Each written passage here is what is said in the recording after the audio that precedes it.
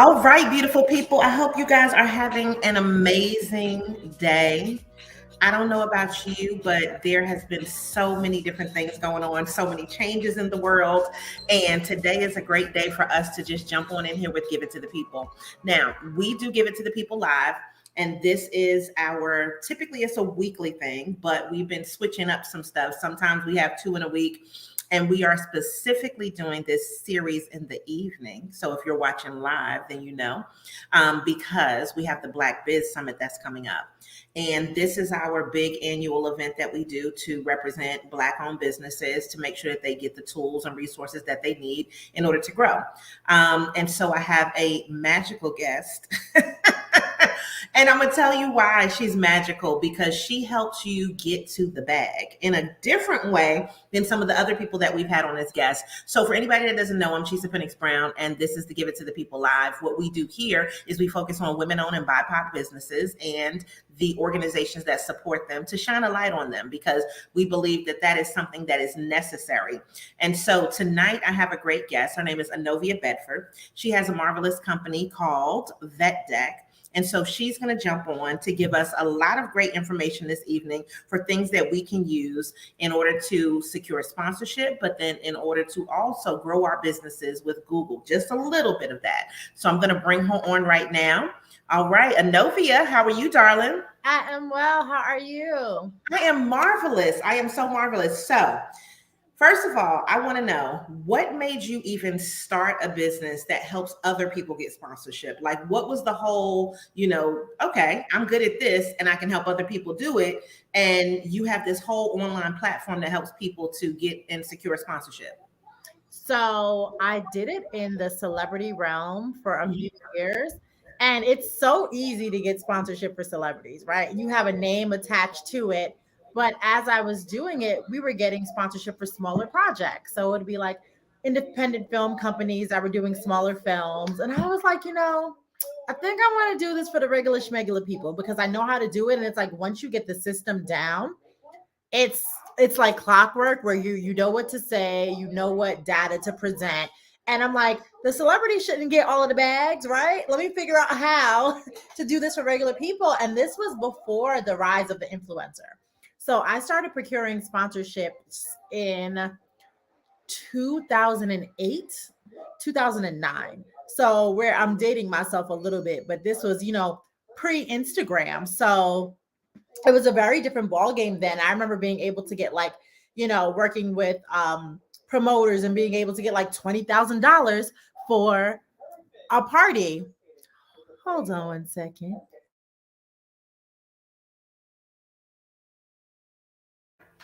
Taking a little quick break, but we're coming back. And this is the thing I think that we need to pay attention to is, like she said, celebrities, they're able to acquire things very easily because everybody wants to be down with the celebrity. But what about us regular people who would love some sponsorship? What about all of the great entrepreneurs out there who do all kinds of great events? And you know that the audience that you're bringing in would be great in order to be able to get some sponsorship. I think sometimes we just don't know how to go about things. We don't know what to put into it. And so Enovia is going to be able to illuminate that a little bit for us. So you were talking about the regular person and being able. Can you hear me okay? Yes, we can hear you. I have a small child, y'all. So there's sometimes my sound blocker doesn't always block all the sounds. I just want to make sure everyone is good. But yeah, it was basically, wanting to be able to do it for regular folks. And then I went in-house and became a marketer. And I would get sponsorship decks and I'm like, oh God, this is awful, but there's potential. And I wish that there was just somebody who looked at these decks before they got to my desk. It would usually be us, right? It would be the BIPOC community that wouldn't know how to present our numbers, right? Over designing decks. People love to you don't have to do all of that. In tech land, most of the backgrounds are white. So it's like we'd be getting these atrocious, highly designed decks with the wrong information, inconsistent fonts, right? For any design project, you don't really need more than 3 fonts. Mm-hmm. So it's like different fonts, different pages. And I'm like, Dad, your event is actually good, but I can't get it to the next level because of how the information is being presented. So And I saw that more with smaller businesses, right? Mhm. So because some celebrities, even though they don't all have teams, but there's some kind of manpower, some kind of design. There are people, enough manpower. So I kind of started focusing on solopreneurs that like really needed the help. And it just really grew from there. I'm like, I got the celebrity part down pat. Let me go ahead and move it into this realm and see. And that's when it started to shape up more like a technology company and kind of just, Okay. keep going. I mean, that's a great like natural progression. And I think that even just what you said there was some tips on how people can improve their decks. Doing too much, yet not doing enough on one level. And so when people are looking for, sponsorship, if they're saying, look, I want to give some money to somebody, what should be in the sponsorship deck? Yeah, so your deck should first your cover page. Make sure that you have information on your cover page besides your event. When is the event? What year of sponsorship does this deck cover? Then that page after the cover page, your page one technically, should be about your company and where you've come from and what you've done. A brief history. When I say brief, I mean brief. We don't want whole walls of text. If you have video, pop that in there. 2 minutes or less. I'd say like 35-ish seconds is kind of a sweet spot to get somebody to watch the entire thing. 60 seconds might be okay too. And then that next page, you want to go straight into either your demographics or about your event. I prefer like just a briefing overall about the event with event essentials is what I call them, right? So are you having speakers? Are you having a luncheon? Is it a brunch? Is it a concert? Just those kind of details to kind of prep them to know who your demographic is. Then that next page goes into your demographics. Who are your people, right? And I mean demographics plus psychographics. So we know age, gender, location, great, great, great. If you can get income, even better. If you can get, psychographics speaks to how, see, basically people's spending habits and their affinity groups, right? So that's where you're like, Black women between the ages of 45 to 60, right? Your demographics who like to do yoga and go on retreats, right? That Mhm. part is not their demographics, that's their psychographics because you can kind of build a profile around them, right? So if you're 45, I know you like a yoga retreat, like, you're figuring out some things about the next level of your life. You can kind of determine who they are, what their spending habits are. Like there's a difference between a luxury traveler and a budget traveler, right? So Definitely. Yeah. right? So we have our priority pass. I'm going to be, in the lounge, and then we have our I'm going to fly Spirit because it's the cheapest, right? So those are two different. Not me, but those are I've very. never done it either, so. But like, and so when I'm working with, we have a lot of travel clients. When we're working with travel clients, this is what we need to know to pitch, right? So we know that if your following is mostly budget travelers, we're probably not going to pitch them to Delta Airlines because that's not the demographic, right? We're not going to push certain destinations because that's not the demographic. So that's that page. After that page, social. And not just like we have 10,000 followers, if like what your actual engagement is, some screenshots, some comments. If anyone has ever said on your page, I bought this because of you, that needs to be in your deck, right? Mhm. Because that's direct proof that you can sell things that either it's yours or if it's another product. There was we did a sponsorship with this company, Barkfins, and it was for a travel client, and in the travel group there were threads of people saying those bark things from the gift bag were so good, and then people going like they're on sale here, they're on sale there, and like it was whole threads of like people being addicted to these. It's like chocolate with like pretzels in it, but how good they were. And I took a screenshot and sent it to the brand, and I was like, hey, and this was maybe 2 or 3 months after the actual event. I'm like, Mhm. people in the group are still talking about you. And not only are they talking about you, it's a group of 25,000 people. So you have continuous eye. So when that brand was ready to do more work, they were like, hey, we already know that we have buy-in with you. Like, what do you guys have coming up, right? So Mhm. that social page is not just for like for numbers. You want to show the actual engagement. Then Okay. the next page, generally it can be your packages, no tiered packages. I don't want to see silver, gold, title. I don't want to see any of that, right? I want to see one package. So the tiers to me is internal. So this is like a battle that's been going on in sponsorship for like over the last 15 years. Do we tier or don't we tier? In the last 8 or 9 years, two people have asked me to give them packages as tiers, and they were both of a certain age, right? And so it's kind of like, to me, decks should not be sent until you've spoken to somebody at the brand. We don't just send decks out willy nilly. Like, we speak to people and then we customize the deck based on that. But we have the ideas of what we're going to offer. So that package page is basically what I like to say is your highest package or the package you want to sell. And you put all the things there. And if you price that at it, like, we have this in mind for you with 50,000, and they come back and say we have 30, you just whittle that one package away to get to that 30. But for Black folks, if you tell a brand that you can get access to the same people for $2,500 that you can for $10,000, most likely they're just gonna go ahead and say, "Give me the 2,500," right? Mm-hmm. So you're missing out and you're leaving money on the table by having such a big span. So you get one price. You get one price from me. We go up or we go down. I'm always trying to go up. That next page, press.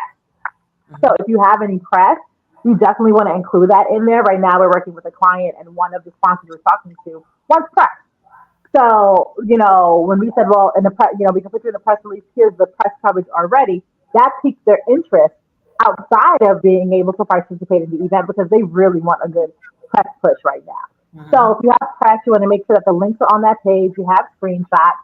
Your next page, your team page, who are you, the little about, your little bio and all of that, and then the next page can be closing.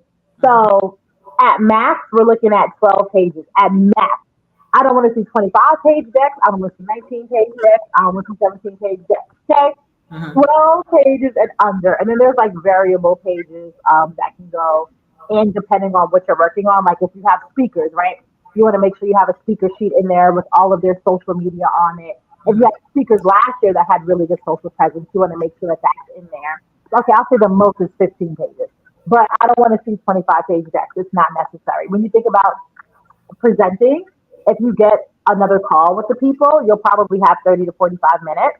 And each page is usually 1 to 3 minutes. So 10 to 12 pages is about a 30-minute presentation. You don't need 25 pages in your day. Yeah. And I mean, plus if people ask questions, then that can throw off that time frame. So you want to be cognizant of that. Now, I'm really excited about the fact that what you said in relation to the press, because we've been doing a workshop that we did in Durham about 2 weeks ago now. And it's basically called You Can't Have PR Without Marketing. And I think that sometimes people just want to jump to the PR, but if we don't have anything to market in the background, then what are we PRing, right? And so people being able to kind of understand that, and that you are basically kind of reiterating that fact too, that the social media presence does matter, being able to have something that people can go look at. But what would you say to the person who is basically like a micro influencer? They don't have as much maybe on the social media side, like they have their followers, but then maybe they have a whole lot of great reviews on Google or on Yelp or something like that, and so with you working with being a Google digital coach, we know that Google is a major factor and a major key in bringing that traffic to websites, and now also helping people sell their stuff on there too. So how important would you say those Google reviews are in relation to the sponsorship deck and helping with build that brand? Absolutely. If you have reviews any place, definitely include them. Specifically, if you're an influencer and you've already been working with brands and you can get a review from a brand. So that's the one page that I didn't add in there was a testimonial page. So usually people want to add testimonials from event attendees, right? Like, the videos like this event was great, which is good, right? You want to have those in. But if you can get a testimonial from a brand, like for instance, you get a testimonial from Walmart and now you need to pitch to Target or you need to pitch to Costco, and you're like, listen, this is what we did for Walmart. It's another big box store. Like, this is what we can do for you. Definitely add those in. The more that you can be seen in a positive light, put them in. And even if you're a micro influencer, but you have really good engagement, still lean on that. Like, I'd rather see someone with 3,000 followers, but they might get 50 something comments on something than somebody with 100,000 followers and you're getting 200 likes and, 20 comments. Yeah, and that makes perfectly good sense. Now, when we talk about this and we talk about the Google profiles in general, for me, I update regularly, and I just went really crazy the other day, and I just did a whole bunch of updates because I think that. Have you been using the attributes? Huh? The Have you been attributes, using the attributes? I got my attributes on there, definitely. Yeah, Okay. I definitely have them on there. But I think that the thing is, whenever I do a workshop, it reinforces to me the things I'm saying to people to make sure that I'm cognizant of going back and making sure that I add stuff in. And, and always asking for those reviews and always, making sure that you go back and try to reply to people and things like that. But when people Yeah. are looking and they're saying, well, I got my Google profile, but what can they do to improve it? Yeah, so for your Google profile, one, you want to make sure that everything is connected. So even if you don't have an active analytics or AdWords account, you still want to make sure that everything is connected correctly, right? So your website is connected to your Google business profile, connected to your Google Ads, connected to your Google Analytics. On your Google profile, I one of the things that I love about it is that you can kind of use it as a social networking tool. Like you can post to your Google profile. So if you have an event coming up, you can post a flyer. If you have a sale coming up, you can post a sale there. And of course, since it's in Google and it's a tool they want you to use, it definitely helps kind of push the algorithm. I'm not going to 100% say in your favor, but it helps, right? The more that you have your keywords, the more that SEO plays a role in it, the more that you'll pop up. So you definitely want to use your attributes.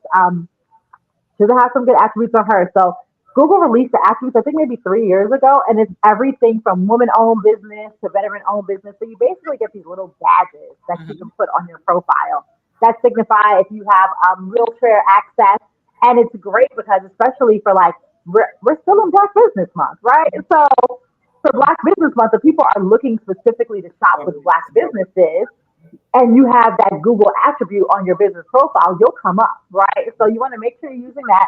Make sure your hours are up to date on it, your times are up to date, and that you're posting as regularly as you post on social media, right? If you are posting 3 times a week on Instagram, LinkedIn, you can use that same content over on Google and post to your profile.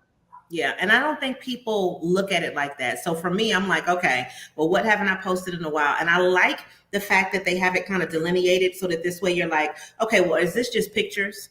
Or is this going to be an event and I need to post that event up there? Is this going to be an update that I really need to just let you know? So, like when I did stuff the other day, I made sure I put updates up there, to also let you know about things. And I think that it can be, a game changer for a lot of people who are looking to kind of build more traffic and get it there. And the thing about this is, can you just talk really quickly, because what I'm doing is I'm kind of segueing people over in case they want to go to. If you go back to our YouTube channel, she did an amazing session that we did at our Women in Minority Business Summit, and she went through the whole thing. Okay, so she's not going to give you everything today because you can go back there and you can watch it. But can you just talk to people who may not know about the fact that they can actually put their items up for sale now on Google, and just give them a little bit, but they can go, listen to the whole entire workshop in the YouTube.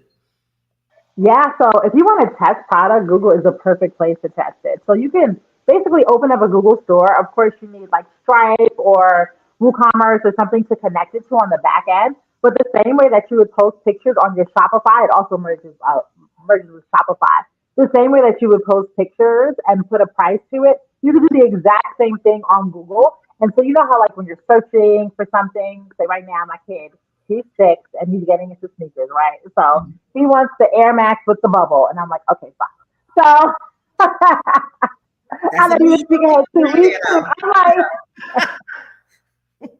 I was like, okay, fine. Okay, we're going to get you those, right? I look for Air Maxes. I was just looking for some today, so that's why I'm just like, yes, get it, son. Yeah.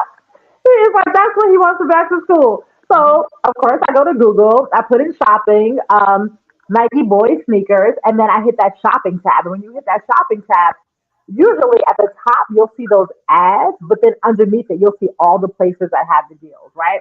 So if you put your stuff directly on Google, you come up in that search. So you'll come up in that search, and you'll probably also come up on your business search if it's not connected. That's why it's important to connect everything. But if somebody is looking, one of our companies here that we work with a lot, RVL Wellness, they do Black women puzzles. Like they make these gorgeous puzzles, gorgeous. And she didn't realize that when we linked something, I can't remember what it was, but it put her on Google Shops, and she was like, "I'm selling all these puzzles, and I don't know why." And when I looked at it, I was like, "Because it's on Google Shops." Oh wow. See? Yeah, so if you, I mean, it's really easy. You can go into your Google Merchant account, and there's a step by step of how to do it. Also, if you have a brick and mortar store, Google has I was, it's a contraption in an app called Pointy, Pointy, Mhm. and basically you connect it to your POS system, and as you're scanning stuff, it automatically captures it in Pointy and will put it up there for you, Oh. and it's free. Yep. Well, I didn't know about that one. Okay, but I mean, I also don't have a brick and mortar, so you know how some things you're not paying attention to just because that's not your area. But it's definitely good to know to be able to tell other people. Well, I appreciate all of these tools that are out here, and I guess the biggest thing that I definitely want to say to you is, and this is just kind of going back when we talk about sponsorship. You said something that I thought was really important, and it was the tier system, and you were basically just kind of letting us know, look, just put one price up there, right? And so with that one price, I mean, I think sometimes people may not feel like they're worthy of getting that kind of money, but could you kind of Mhm. speak to that fear that people may have of asking for such a large amount? Because I think that a lot of times we're probably used to a couple hundred, a couple thousand, right? But then you're like, no, just go for the goal. Let's just get $1 million, right? And I think that you instill that kind of confidence of like, okay, well, why are you asking for such a little amount? Because Yeah, if you ask for something much bigger, then you might get it, or it might just fall silver, right? So can you you speak to might get it. I think people are scared sometimes to ask for a big amount. So I shared with you in the chat our calculator. So we created a calculator specifically for this reason because pricing events is one of the number one questions we get, and it's so hard to do, right? So Right. people are like, "Well, what do I ask for?" Is always a question that I get. Hey, Novia, in my DM, I'm having this event. What do I ask for? Mhm. So I think that it's really important one to have someplace to go to figure it out. So we've done a lot of data around it based on the industry because the industry rates are different. So Mhm. on the calculator, you can go in, you can put in your social media following, what city and state you're located in, your event attributes if you're going to have large activations, and it'll pop out a price for you. Mhm. So I think that one, that's a really great step, not just because it's a calculator that, we built and have a patent pending algorithm on, but because it's so helpful, especially to us BIPOC folks, right? Because a lot of the times we don't know when to start. So Mhm. usually I ask people what their budget is to produce the event, right? So if you're telling me that you have a $500,000 budget on a 500-person event, I'm gonna be like, huh, what? That already sounds crazy. Who are the 500 people, right? Because Uh-huh. that's a lot, It is. and then, yeah, that's a lot, right? And then just try to get through that. So, of course, what your costs are, like, what are your overall costs to produce this? What is the manpower to produce this? How many people are going to be there? What are those people? Who are those people? And then, even further, are you pitching to large brands or smaller brands? Because Mhm. that matters, right? I would rather get a $50,000 check from a company that's like a $10 million company than a $20 billion company. Because a $20 billion company for $50,000, I'm probably going to have to talk to a couple of people, right? If I'm working with a marketing manager, I have to talk to them. I have to talk to their boss. I got to talk to finance. I got to talk to legal. I'm gonna have to talk to all these people. At a $10 million company, the teams are going to be a lot smaller, right? So there's going to be a lot less red tape. I might be talking directly to the CEO in that instance. So it really depends on what your event goals are, the capacity that you can handle. Because you can't ask for $1 million if you cannot do $1 million worth of work, right? Mhm. Nobody's going to give you that. And that's Right. what I get all the time. We need $250,000, and then I'm like, okay, well, what are you willing to give to sponsors? And it's like, oh, we just can't put their name on stuff. Like, no, you are about to be locked in for a year, basically on a marketing contract. So, are you Mhm. going to be able to execute this, and that? So that definitely plays a role in it. Yeah. So, your capacity of what you can actually handle, what your budget is, and your budget in hand. Like, if you don't get sponsors, are you still going to be able to have this event? Um, That part. right. You get that a lot. The amount of people that are actually going to be there, and like it's people have to have honest conversations with themselves about this. And that's why I said the fear thing, because I think a lot of times people aren't really willing to do all of the work that it takes to get that sponsorship dollar. And you have to realize that somebody is giving you money because they're expecting something from it, right? And so to me, that's why I wanted you to, because I knew you were going to do a great explanation of that, but I wanted you to just give people the insight so that this way they can have some logical steps and reasons as to why this makes perfectly good sense for them to say, well, I'm going to give you this in exchange for this money, right? And so I think that that makes a huge difference in people just thinking about the budget, because oftentimes when you say that too, people don't have a budget. They just want money. And so if you haven't already put those things together and thought about it, then it kind of puts you at a disadvantage when you go to pitch. So yes. Now, can you give the people just something that would be motivational, something positive in relation to them seeking funding? Like, you know, some kind of great word that I know that you have that's just wrapped up in there. So one of the things that you just now said that was really good was about having the budget and kind of being prepared, and also having your business together before you seek sponsorship, right? So especially as event organizers, I love my event organizers, but a lot of the time they don't be having businesses. They're just like, I have events, right? I started this event, and that's what I'm doing. And so you have to have a business to go along with it. You Okay. have to be able to have, like, you want to make sure that you have your business bank account. You want to make sure that you have regular business insurance. You want to make sure that you are prepared to buy event insurance, because a lot of the times you're not going to be able to get sponsorship dollars without that event insurance, right? So there are all these things. What my words of wisdom and encouragement are going to be is that you can do it, right? You follow me. I'm funny. I say good things. Yes. Um, the smallest event we've had sponsored was a 12-person yoga retreat, up into, hundreds of thousands of people. So don't be discouraged by the size of your event. Don't be discouraged if you don't have a lot of followers. If you're willing to put the work in and take it seriously, because sponsorship can definitely be an additional stream of revenue, but it's also basically you acting as a marketing company. So just be prepared for all the work that you're going to be able to get from it.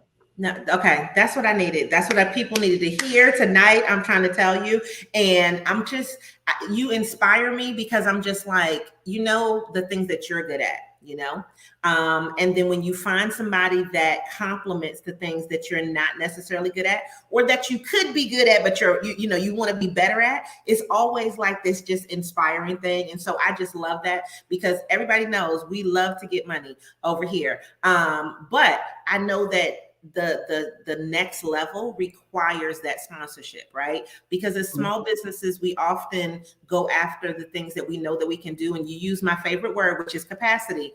And it will exceed the capacity that you have. You know what I'm saying? Whether it's manpower or whether it's money. And so being able to have that sponsorship can definitely help offset that, and then make your life so much easier. And so I'm glad that you were able to share those words of wisdom with us today. And guess what, everybody? And normally on the podcast, I don't normally talk about what's coming up, because we try to keep it, evergreen, but I'm just going to do it. Okay.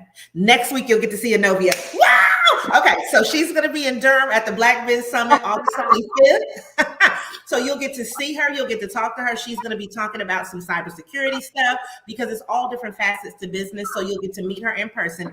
And Google is going to be sponsoring our lunch next week. So we're going to have a nice, healthy lunch for everybody.